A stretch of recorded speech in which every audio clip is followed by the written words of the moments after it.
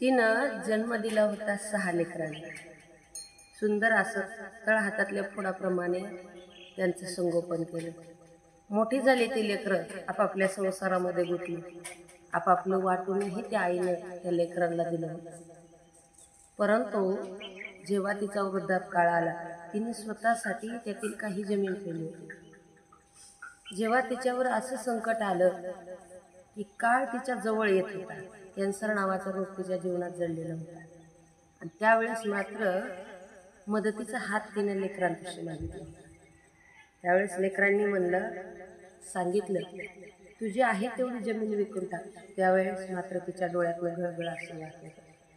काय उपयोग आहे त्या संततीचा जे आईबापाला समजू शकत नाही. संत मायबाप खूप सुंदर सांगतात दादा हो. तुका म्हणे मायबाप हे तो भगवंत स्वरूप. शक्य होईल तेवढ्या प्रकारे आपल्या आईबापाची सेवा करायला विसरू नका, कारण तळ हातातल्या फोडाप्रमाणे आईबाप आपल्याला जगवतात. रामकृष्ण हरी. जय जय श्रीराम.